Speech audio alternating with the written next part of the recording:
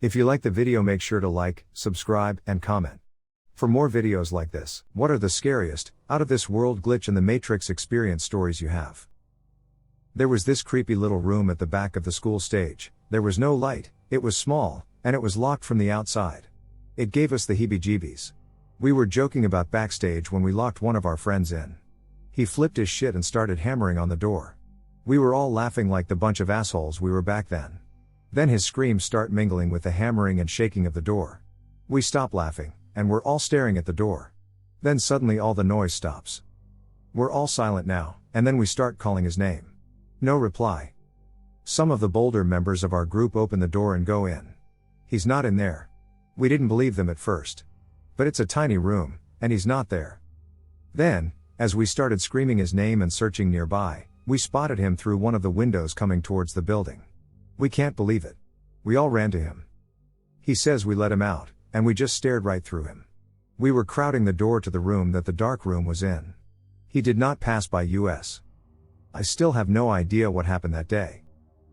I grew up in a wee village on the west coast of Ireland, and our childhood tales were filled with stories of the good people, what older folk called the fairies. My older brother, my older cousin, and I were visiting my grandma on Christmas Eve. We went out to take a look at the turkey that was hanging by its feet from a hook in the ceiling of his dark wooden shed. The turkey was plucked and looked horrifyingly big and scary to my 8-year-old eyes. Just as we inch up to the turkey and I'm about to reach out to touch it, they run from the shed and bang the door shut from behind them. I freak the duck out. Hollering. Banging. Screaming. Kicking the door, and then, suddenly, I just go quiet. And crouch back by the wall. I knew what I was doing. I wanted to scare them. Their laughter stopped. They called my name. I knocked on the door a time or two. I stayed home. Nervous laughter from outside the door. I didn't breathe. Another minute or two, and they're barreling through the door. Deep into the shed looking for me. I quietly stepped out and was about to lock them in when I decided to just go back into my grandma's house. I sat next to him at the table. My brother and cousin come running in. Terrified that I've disappeared. I just sat there. "How'd you get out?" they asked. "He's been here all the time," my grandma said, without missing a beat. They protested, but we locked him in the shed. My grandpa got them to tell the tale, and then we all went out to look in the shed. "There's no way anyone could escape from the shed," he said, before adding, "Careful of the good people, lads, they'll often look just like regular folk, and you have to be on your best behavior or they'll steal you away." To this day, nearly 40 years later, I've never told either my brother or cousin what happened. My relatives poke fun at them every now and then because, as kids, they told everyone they'd seen one of the good people and trapped him in a shed. My brother and cousin laugh along good-naturedly, but you can see that question still burning in their eyes. What the hell did we see that day? So like 6 or 7 years ago, back in high school, I was dating this girl who went to a different school. I ended up going to her prom, because, honestly, I could have given a shit less about my school's prom. We had a fun time, did all the sorts of stuff that teenagers do. I dropped her off at her house, we did some hanky-panky, and I ended up leaving her house at around 3 a.m. or so. Now she lived about 45 minutes away if traffic was good. I set my mom's TomTom to home and went on my way. I remember it being around 3 a.m. because she called me to make sure I managed to get back on the highway and didn't get lost. I started my drive home, and next thing I know I'm pulling into my driveway. I don't remember the drive home, just a complete blank. I fell asleep but made it home safely. The part that kind of screwed with my head was that she called me at 3:05-ish, and I pulled into my driveway, remember, 45 minutes away, around roughly 3:15 a.m. I don't know how the hell I did it, but I know I didn't speed because it wasn't my car I was driving, it was my mom's. And even at speed, in a 2009 Hyundai Elantra, there's no way in hell you're making a 55-mile trip in 10 minutes driving normally. About 6 years ago, I was driving one night around 10 p.m. down a dark road. It was in a valley, so the only light was coming from my car and the car in front of me. There were no street lights. This car in front of me is probably 75 feet ahead. We go around a bend in the road, which leads into a straight shot of road for about a quarter of a mile. When I go around the bend in the road a few seconds after them, the car is gone. I've driven on that road hundreds of times, and I know for a fact that there was absolutely nowhere the car could have turned. It was just gone. I even turned around to make sure they didn't go off the road and need help. There were only trees around the road, and there was no damage to any trees. I have no idea what happened. I had just turned 22, and my parents had sold their house and purchased a place out in the country. On the property, there was a big shed not far from the house that I decided to turn into my place. I felt kind of uncomfortable in the shed sometimes, but my dog kept me company, so it wasn't so bad. Anyway, I had been in there for maybe 2 weeks, and one night I was on the computer with my dog asleep at my feet, and I needed to pee, so I got up and went outside to pee. It's a beautiful clear night, and the stars were incredible. Next thing I hear, the shed door slams behind me. I turn immediately and try to open it, but it won't budge. Now from inside the shed, I can hear my dog start to growl, quietly at first, then louder. Now he's barking, and I'm panicking trying to get the door open. I must mention that I'm 6'5" and well built, play sports, etc., but even ramming my full weight into the door won't open it, and I'm really panicking now as my dog's barks turn into whines, then whimpering, then silence, and with all my might I slam into the door and it flies open. The light is off inside now, and it's pitch black. It won't turn back on, and I'm in complete darkness. I can't see my dog anywhere, and I stumble around trying to find a torch. Finally, I find it, pick it up, and turn on my torch, but I wasn't prepared for what I'd see next. My dog has literally squashed itself into the furthest, darkest corner of the room, eyes closed, and is shaking violently. I immediately moved towards him, and as soon as I got within reach of him, he leapt at me into my arms and wouldn't move. I picked him up, and I swear I've never run so fast in my goddamn life. I never stepped foot in that shed again, and my dog wouldn't even go near that part of the property. I don't know what happened in that shed that night, but I'll never forget it. It started with me waking up in bed during a thunderstorm. As the room was illuminated again and again by the flashes of lightning outside, I realized that the bed I was lying in wasn't mine. The head of the bed was against the wall where the door was located, and from my perspective, I couldn't tell if it was open or closed. That is, until I saw the face. At first, just the nose and jaw broke past the door frame, but then an entire face slowly passed through the doorway. I tried to yell, "Who the duck are you? Where the duck am I?" But it felt like I had lost my voice. No matter how hard I tried to scream, nothing came out, and this person continued to enter the room, looking dead ahead, away from me. Then, just as the person was completely in the room, their head snapped towards me, and it locked eyes with mine. I tried to get out of bed but felt completely paralyzed. The person started making their way to me, but with every step, their bodies contorted in ways that would break a normal person's bones. Their neck snapped so the back of their head touched their back, their jaw lay flat on their chest, and their arms had broken at the shoulders and migrated to their back like wings. Just terrifying shit. And just before they reached me, I woke up. The next day I told my mom about it and went into great detail about the room. It turns out it was almost an exact copy of my room when I was a baby. We moved out of that house when I was super young, and I have no idea what the insides of any room look like. Just kind of weird, I guess. One day I was walking to work and all of a sudden had an urge to walk a different path than usual. I worked downtown in a big city. It was a strange spur of the moment urge to walk a different way that changed my life forever. I turned into an alley I had never seen before. As I remember it, I made it about 15 feet or so when an actual glitch happened. Everything in my mind scrambled. I felt like I didn't have a body anymore, just that I was a semi-conscious entity floating through some weird dimension. All of a sudden, in the array of different colors and shapes, a vision came to me. It was a bunch of strange-looking people that, in my mind, resembled businessmen in suits. They looked startled and panicked that I could see them. One of the people made a quick movement, and everything turned black. When I regained normalcy, I was on a completely different street. It was the same street that I always used to walk to work. I felt sick and severely disturbed or depressed. I've never done any hard drugs, never experienced any hallucinations, and never had anything like this happen to me. The weird thing is, when the glitch was correcting itself and I could see those people watching me like a caged animal, I had the feeling that I knew I was being controlled. It still bothers me very much to this day. A few months ago, my parents and I were headed home after a night of shopping in a city about 45 minutes away from where they live. It was getting pretty late, and the entire drive back, we were discussing all of the strange occurrences we'd experienced. I actually brought up the glitch in the Matrix theory and some other general paranormal stuff, but soon the vibe of the conversation started making me uneasy. I was eager to get back to my parents and out of a dark car on a fairly empty road. Just as we got back into my hometown, as we were talking about some creepy phenomenon or another, something made me stop mid-sentence. I noticed something moving very quickly in front of the car.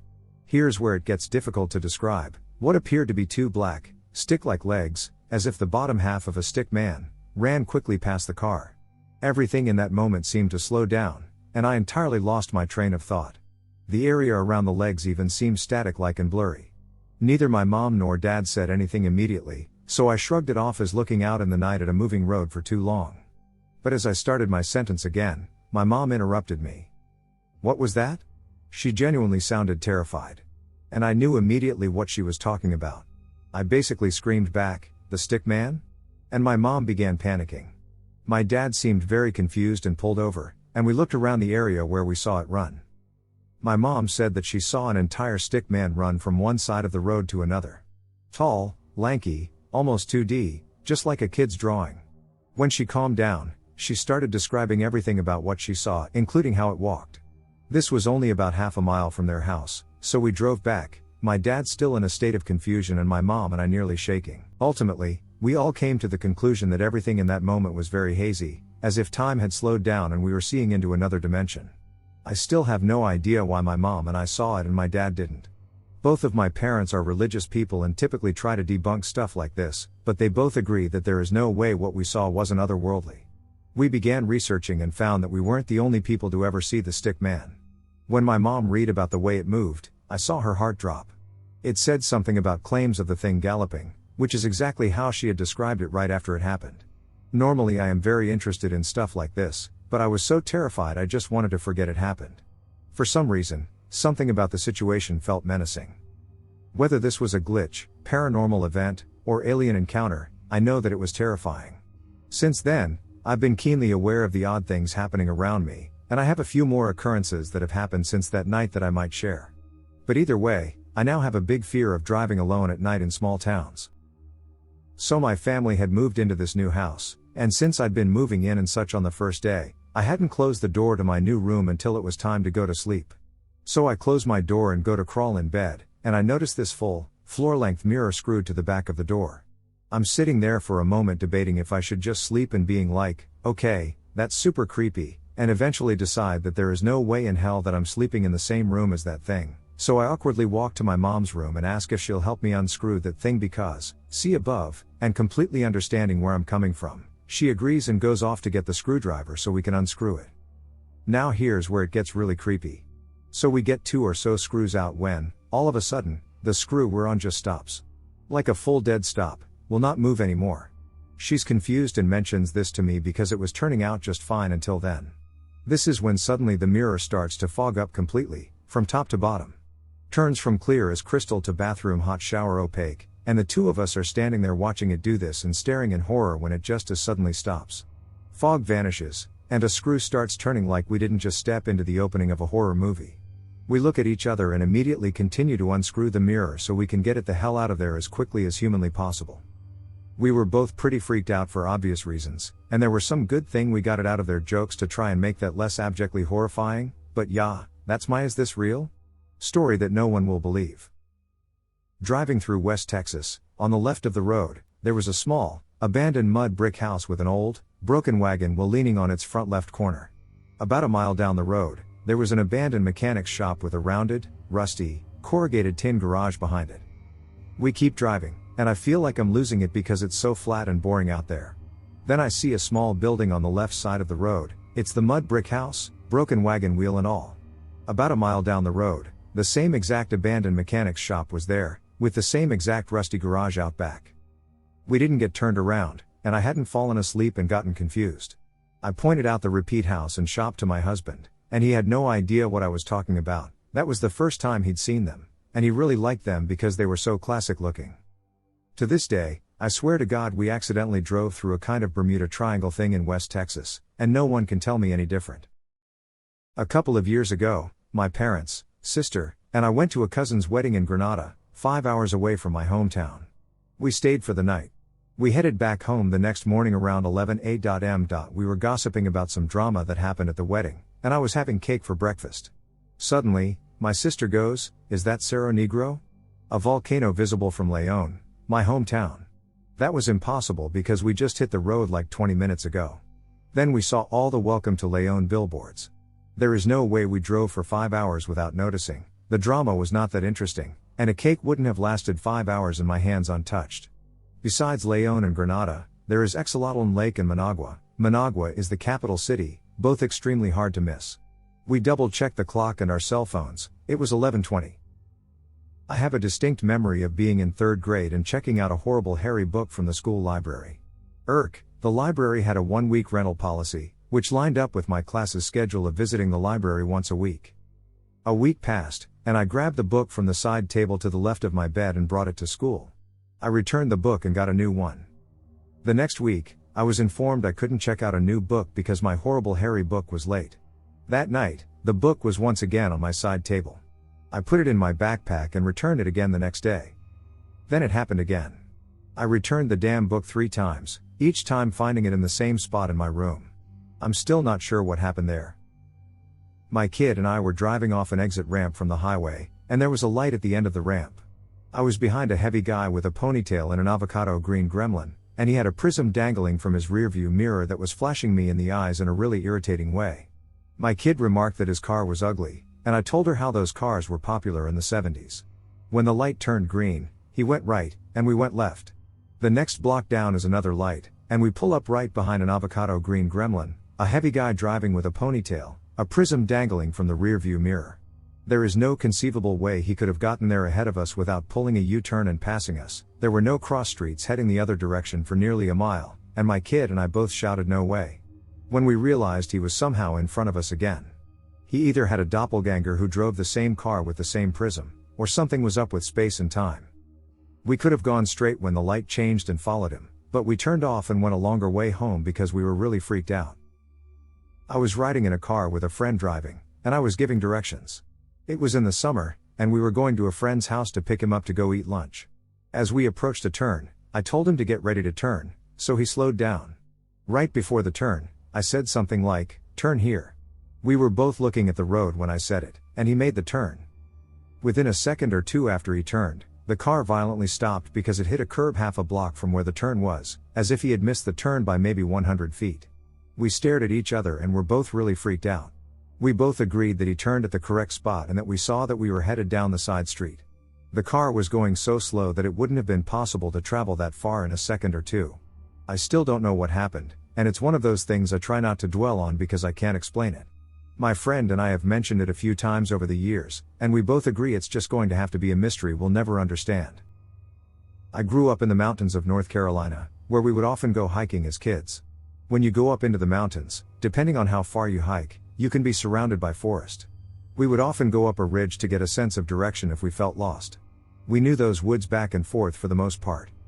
Anyway, once, not very far into the woods, but far enough to where you could not see any houses, we came upon a clearing.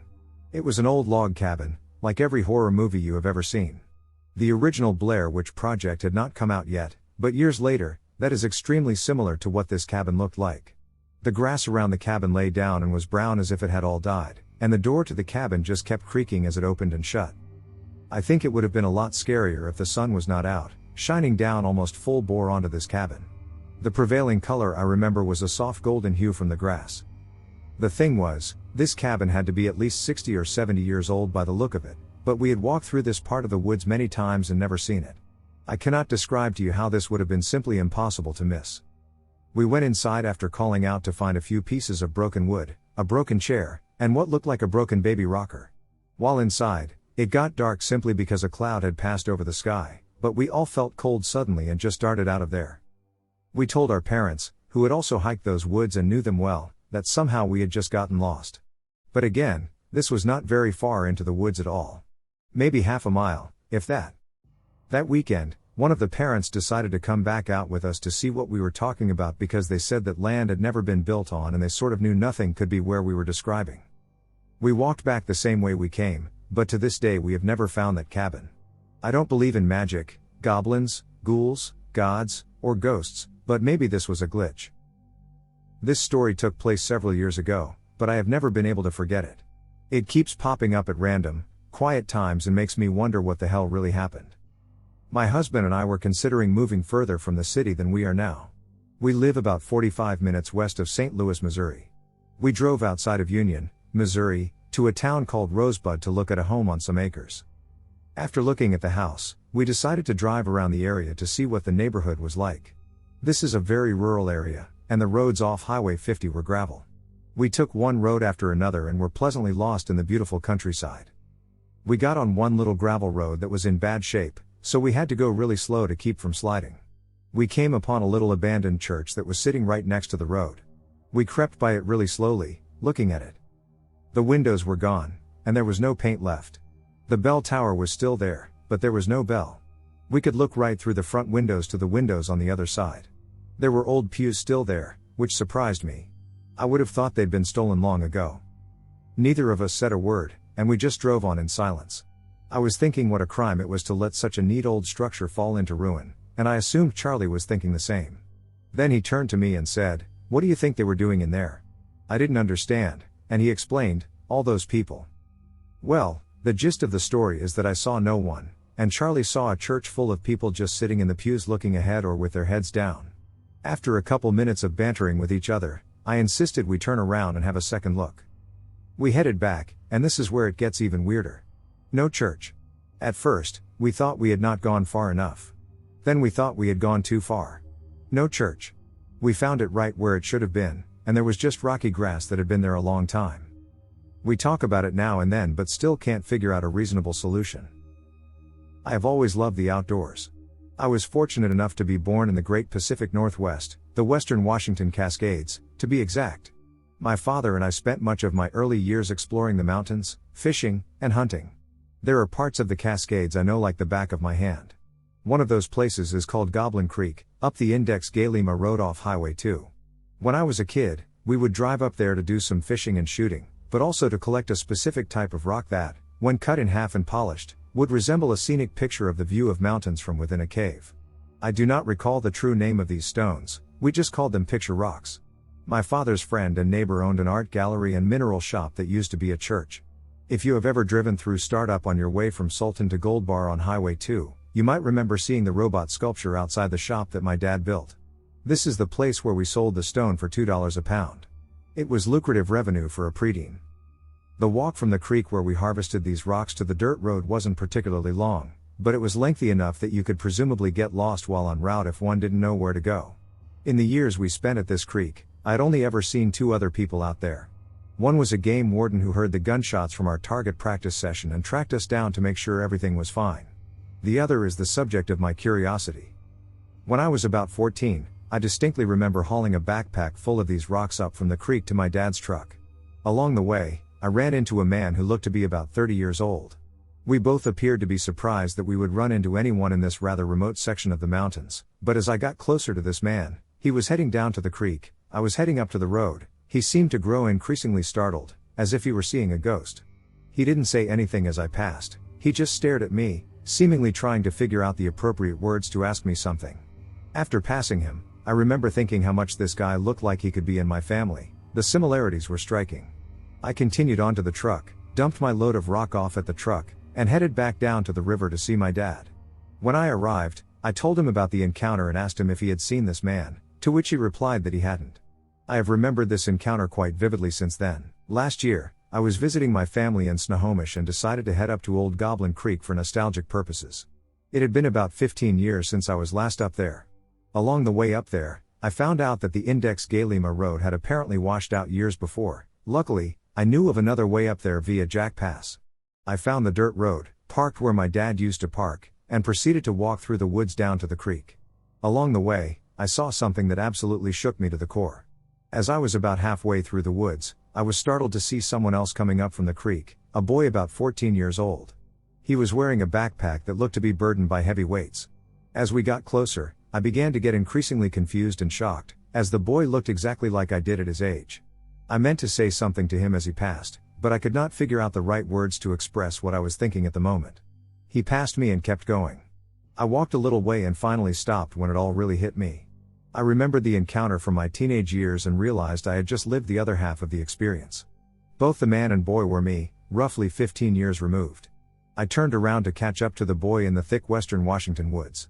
I ran all the way back up to the road where my truck was to find nothing.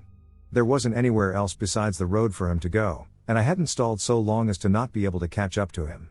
He was simply gone. Curiosity got the best of me, so I hurried down to the creek, half expecting to find my dad fishing on the bank 15 years younger, but found nobody. I ended up going home and deciding that this experience was too unbelievable to tell even my friends and family. There are a lot of wooden playgrounds in the area where I grew up, the sort with lots of tunnels, bridges, and towers. You've probably been to one like this near you. Anyway, what some might consider the king of such parks, a 40-foot tall, 8-story play palace called Kids Castle, was about 45 minutes away from my house growing up. On the rare occasion that I got to make the trip there, I spent hours crawling around and exploring the endless tunnels. Seriously, there must have been about 200 or more separate passages, all interconnected by slides of varying length. It was freaking paradise for a kid like me. A lot of other kids I met there would tell me there were secret passages in the castle, so I spent the majority of my time trying to uncover them. Once, when I was about 10, I think I did find one of these secret passages. It's strange, though, the circumstances of my discovery, the place I found, the people I met there, and what happened after just don't make any sense. I made my discovery one sunny day on the first floor of the castle. I'd been walking around through the tunnels. The first floor had the highest ceiling, making turn after turn, when I walked into a clearing in the structure. The area was enclosed within the castle, but the sun was shining down on the ground, creating a pit of sorts. The pit had stairs down to its wood-chipped floor and benches on either side. On the benches were two girls, both staring at me in disbelief. They both looked older than me, maybe 13 or 14. "How did you find this place?" the closest girl asked. I explained that I'd just been wandering and found it randomly. She explained back that I wasn't supposed to be able to find the pit. Her dad built this place and had made the area special for her. She made me pinky swear, a novel idea to me at the time, to never tell anyone about it and asked me to leave. I complied, figuring that I could easily find my way back. I ran out of the castle to find my mom and tell her what happened. Pinky swear be damned. We went back and tried to find it, blanketing the whole first floor with nothing. The pit just disappeared. I've asked friends of mine who used to frequent the place, and they've never seen an area like I described. I've been back there quite a few times since to look for it, and not once have I been able to find the pit. It's by far my most perplexing memory of childhood. The place is now closed for renovations. This happened about 20 plus years ago, well before the Matrix. It was exactly like that Matrix scene, but instead of a cat, it was a person. It was on the morning bus ride to school in the late fall or early winter. I always rode the window seat because I would listen to music and had to hide my Walkman. This was in a time where having electronics on school property, including the bus, was banned. The point of saying this is that I was always studying every detail of what I saw outside while keeping my calm. The bus comes to a stop, and I look out and see the kid walk from his front door to the edge of the driveway, wait for the driver to signal, and walk across. I remember he was wearing a navy blue jacket that had purple stripes on the sleeves. This kid I knew enough about was fashion conscious and never wore the same jacket more than once a week. He gets on the bus and takes his seat. I wait for the bus to move, but it doesn't. The delay makes me curious, so I look out to see if there is a reason. And I look out and see the kid walk from his front door to the end of the driveway and wait for the driver to signal. Wearing a navy blue jacket with purple stripes down the sleeves, he walks across, boards the bus, and takes the exact same seat. Every single detail between the two moments was identical. The car in the driveway was in the exact same position, as were the clouds in the sky, the car that stopped for the bus, and everything else. That family only has one kid. I lived for 3 summers in a big old house that served as the rectory, church house, for the church where I was working. The minister was in and out all summer, and I was also there to house sit while he was on vacation. At the time, I was really into sleep tracking apps, and particularly sleep noise recording apps, to see if I could hear myself talking in my sleep. I ran it almost every night and never heard a single interesting thing. I barely snore, so I would hear the odd siren outside, the bed creaking as I rolled over, breathing, a fart, etc. One morning when I was alone in the house, the minister was on vacation. I opened the app to play back noises from the night before, all the usual stuff until the second to last recording. The recording was from around 3:30 to 4 in the morning. You can clearly hear me breathing, and I am not rolling around or moving much. If I had rolled or gotten up, the app would have recorded it, as it was an old and creaky bed. Suddenly, as you hear me breathing, there comes the noise of 3 very distinct and unmistakable raps of knuckles on wood, followed by a 2-second pause and the snapping of fingers. Tap, tap, tap, snap. It was super unnerving, especially because there was no evidence that it was me doing it. It bothered me enough that I set the phone back down on the nightstand and tried to recreate the noise from anywhere that I could reach while laying on the bed, the frame, the bedside table, the nearby bookcase, but I could never get it exactly or figure out what wood was being tapped on. Whatever the case, the noise was distant enough that it could not have come from anywhere that I could have reached while lying in bed. I have never been prone to sleepwalking, talking, or even getting up in the night to go to the bathroom, so I am quite certain it wasn't me.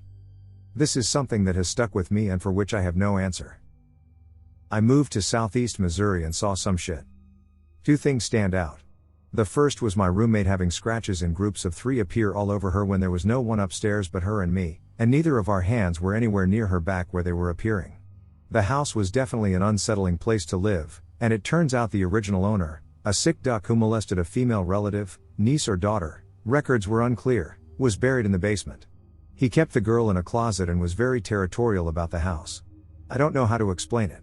That house has not had a steady occupant in a long time, though, and the owner has great difficulty renting it despite its cheap price and great location. It gives off such an unsettling vibe. Always feel like you're being watched.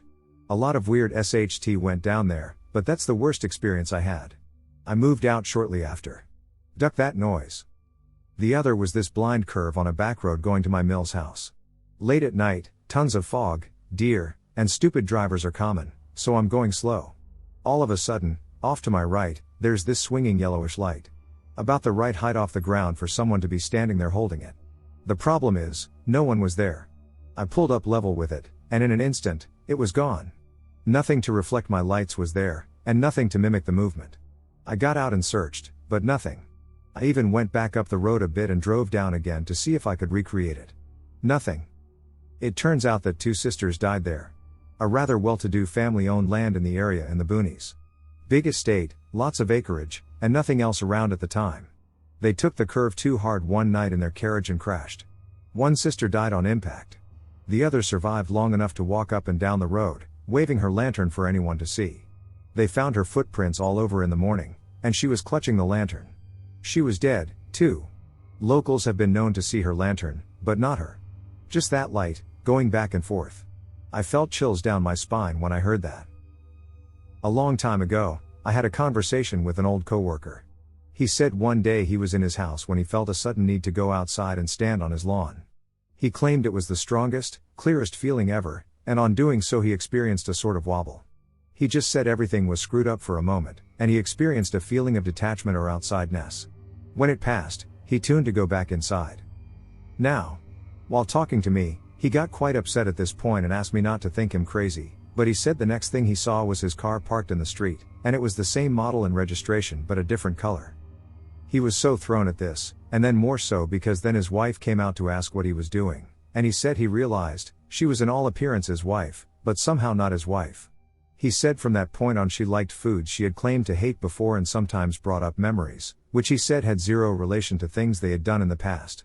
He said things like his route to work were still the same but somehow different. He said there were buildings on the way that either he had missed in the 6 years he'd driven past them 5 days a week or had just appeared overnight.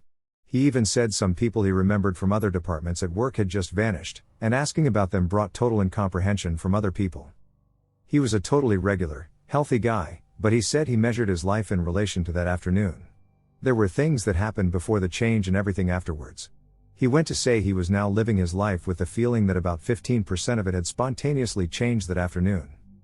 We moved on and drifted apart since then, different jobs, but I've never really felt so sure about the permanence of reality since. When I was 12, my family lived in a house that had a very large pond behind it. Think less of a pond and more of a very small lake. So when we first moved to this house, the neighbor's son was always out at the pond fishing. When I would talk to him, he would swear that there was an absolutely huge catfish in the pond. He really wanted to catch it but was never able to. He said he knew that it was there because he had seen it eat some of the baby ducks and geese that lived there. He watched them get sucked down under the water while swimming on the surface. I thought it was interesting that a fish could eat baby ducks, but I never really gave it a second thought. Neighbor's son eventually moved out, but he never did catch the catfish. After living there a few years, probably around 16, I finally saw what my neighbor's son was fishing for, or at least saw its effects. My friend was spending the night just hanging out and playing video games all night on some random weekend when we heard the ducks on the pond completely losing their shit. This was around midnight, and normally we didn't hear the ducks inside, so we had to see what was going on. At first, we didn't notice anything. It just seemed like the ducks were going crazy every once in a while for no reason. Around 10 to 20, we had a lot of ducks and geese on this pond. One day my dad counted like 300, would fly off the pond for a little while and then come back down the whole time freaking out. Then we noticed it. Ducks were being pulled under. We watched as several ducks were pulled under the surface by something, and all the ducks around it would flip the duck out and move away from that spot. It was insane. I have seen ducks dive for food before, and this was not that. They would kind of struggle as they were being pulled down, throwing their wings and heads up as they went down. It seemed like something was grabbing their legs and pulling them down. And let me clarify, these were not baby ducks. These were full-grown adult ducks being pulled under and not resurfacing. The next day, we told everyone, and very few people believed us, as these things usually go. I never really saw anything like it again, and I had stopped thinking about it until one night something happened.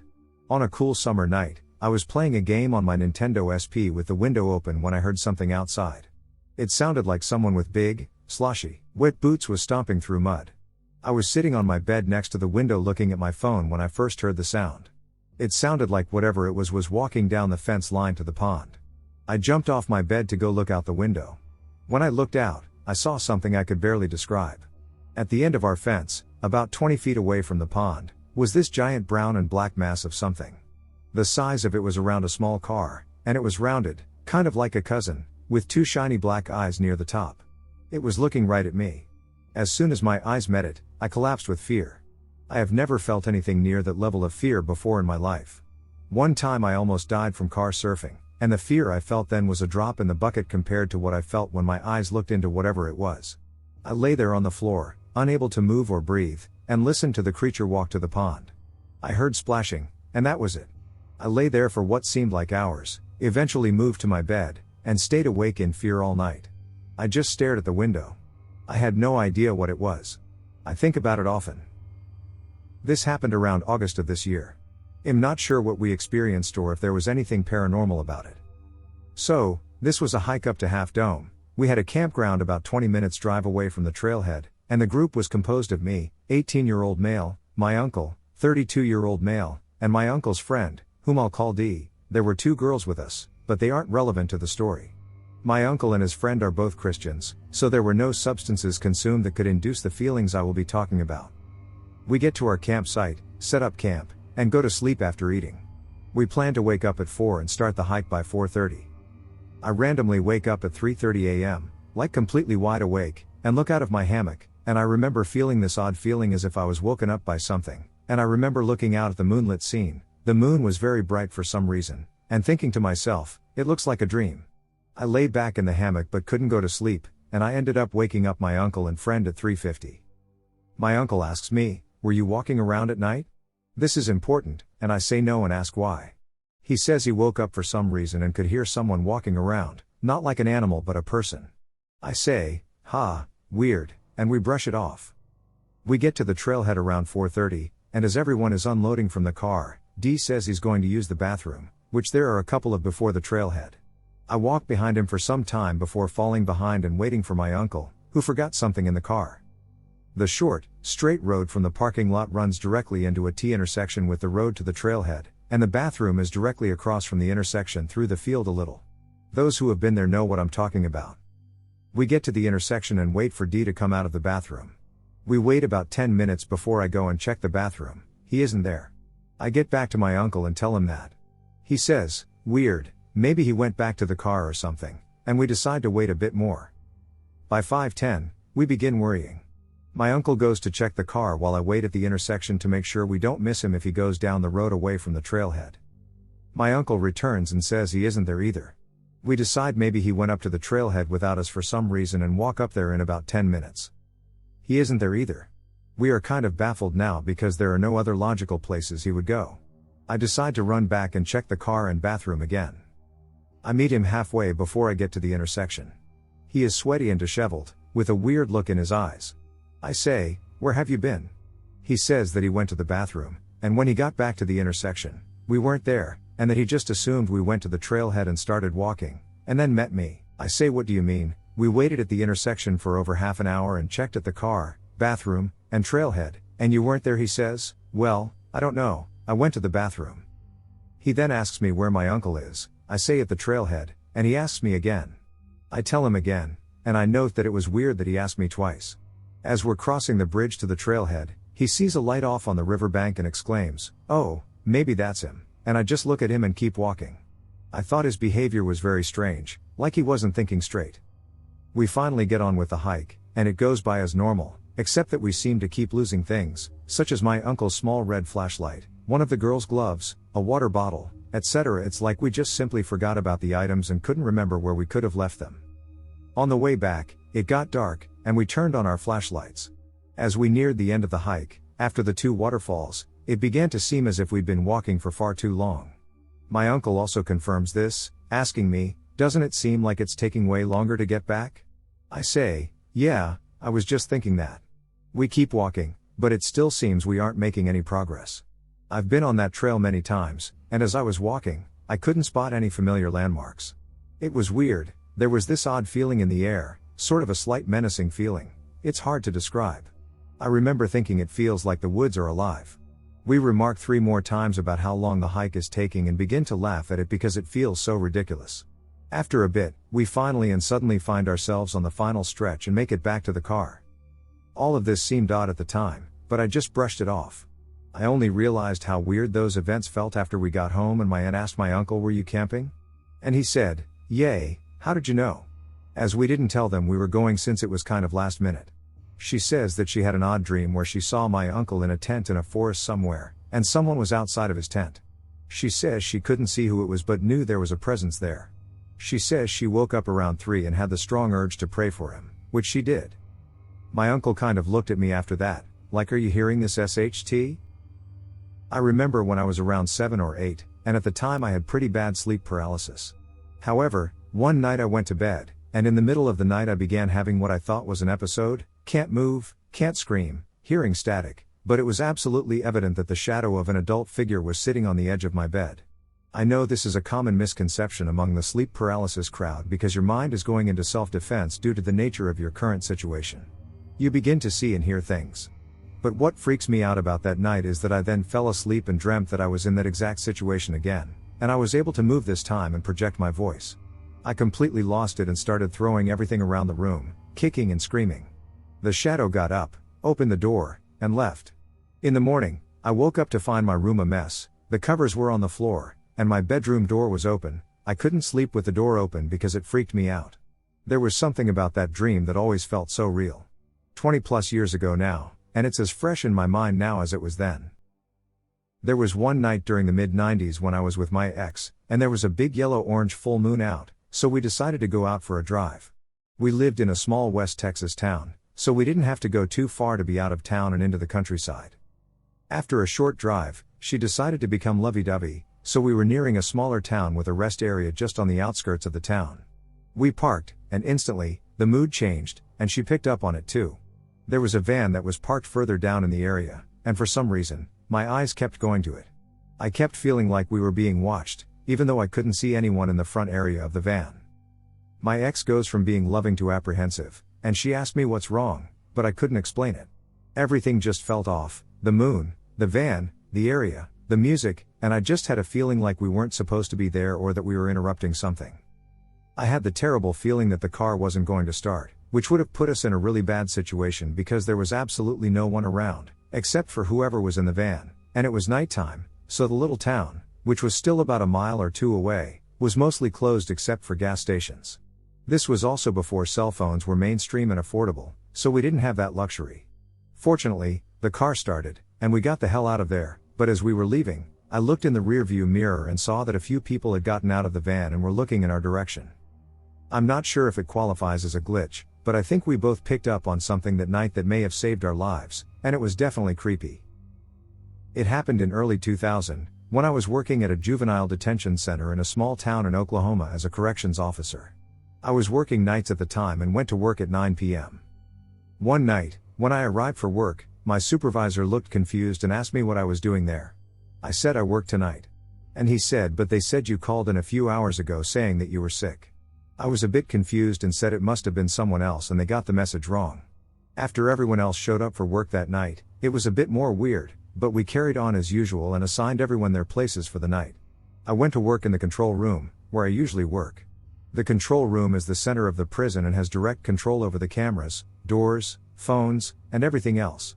After I relieved the guard on duty and settled in for the night, I looked at the message that said I had called in. It said that I had called at 6:50 and said that I had gotten sick while out cleaning up after the storm. There had been a storm the night before, and it was a bit bad, but not anything that I had to go out to clean up. It was truly weird. The supervisor came into the control room about that time. He was also a friend of mine outside of work, and we started talking about it and how odd it was. I decided to call my wife at home and tell her about it while he was still sitting there. I picked up the phone and dialed. After 2 rings, a man picked up the phone and, with a raspy voice, said hello? I did not know what to say for a few seconds. I looked at the phone to make sure I dialed the right number, and I had. After a few seconds, the person said hello? Again in the same raspy voice. I said, hello. Who is this? This is Taylor, who is this? The person said. My head started spinning because my name is Taylor, too. I said with almost a scream, where is Anne? He said, Anne's in bed. Who is this? I dropped the phone and told my supervisor to ring me out. I had to get home, and I took off towards the door. I could hear Dave pick up the phone behind me and say hello? Followed soon after by what the duck. Rather loudly. I ran to my car and drove home faster than what was legal, my mind racing the entire time. I busted through the door, and my wife was sitting watching TV and was shocked at my being home. I asked her who was there, and she said no one had been here. After a rather long talk with my wife, I went to call the prison to tell them what was going on, but the phone was dead. I went back to work, and when I came in, Dave was acting weird and asked me how the hell are you doing this? He told me that when I left, he picked up the phone, and the person on the other end sounded like me. He kind of freaked out and hung up the phone. A minute later, as he could see my car leaving the parking lot, I called back from home and asked what the duck was going on. He said that I was a bit irate and said I was sick and did not feel like playing these games. I told him to stop prank calling me and hung up. After convincing him that I had no idea what was going on, we went back to work. Later, I find out that the phone line for my area had been knocked down the night before by the storm. This is absolutely the strangest thing that has ever happened to me. When I was 19, I owned a car. I haven't driven since because I never want to go through that ordeal again. I was driving at night, trying to get home from a friend's place. My friend lived out in the country, so I had to take country roads home. I was never a proficient night driver, so when I got lost, I wasn't surprised. I tried bringing up Google Maps, but I didn't have my 3G coverage out there. I decided that I was probably going in the wrong direction, just a gut feeling, so I got out of the car to look around. At the time, it was May, but when I got out, it was cold as shit. The weather had been mild all that week, even at night, it was brisk at worst. The second I stepped out of the car, though, I knew everything was wrong. Not only was it unimaginably cold for that time of year, but the woods below the hill my car was on were gone. It had been there just moments before I stepped out, but now there were 4 large houses where the patch of trees had been. The houses, though, didn't look like houses I was used to seeing in the area. They had domed roofs with a skylight in the middle and what looked like elongated entryways at the front, kind of like your classic igloo. I started to panic and called my dad, but the call went nowhere. I had forgotten that I lost coverage. Then I heard a voice below me. I looked down at the houses, and a small floodlight had been turned on one of the front lawns of the houses. This guy was standing outside with a dog. He was talking to the dog in a language I had never heard before. I'm no linguist, and I couldn't hear him very well, but I swear it sounded practically alien. Lots of elongated vowels and chirping, for lack of a better word. I was dumbfounded. Freaking out. At that point, I was considering throwing myself off that hill, hoping to hit my head and wake up back in my car. I was fully awake, freezing, and panicked. I rushed back into my car and drove for another few minutes before passing another car. That car, though, was totally not the kind of car we see today. There was a weird symbol on the windscreen, and lights accented the chassis. It had no outboard mirrors and didn't make a normal sound as it passed by. I can't even describe the sound it made. Not a whoosh like normal cars, it was almost like slithering. I think the driver noticed that my car was super different too, because as I instinctively slowed down to get a better look, so did the strange car. That was it for me. I stopped at the side of the road a few seconds after it had passed and took a lot of deep breaths. I turned off my car and sat for a long time, but eventually worked up the nerve to get out of the car again. This time, it was barely cool out, and I could recognize my surroundings. I was a 20-minute drive from home. I walked down the road a ways, around a bend, and up another small hill, and I could see a familiar billboard out in the distance. The problem was that I was way too afraid that if I got back in my car, Things would change again, so I was determined to stay outside. I thought, just to be safe, I'd open the car door and grab the flashlight I keep in the driver's side door compartment. I walked back down the hill, around the bend, and saw no car. It occurred to me that after I shut the car door, I hadn't looked back at all. So maybe I had just forgotten its position. I kept walking back, but nope. No car. I checked my phone, and it had been hours now since I left, and my parents were surely asleep in bed, so I called my friend, and he picked me up on the road. I told him some made-up story about how the car had died on the roads going through the woods, on a different, longer route back to my house.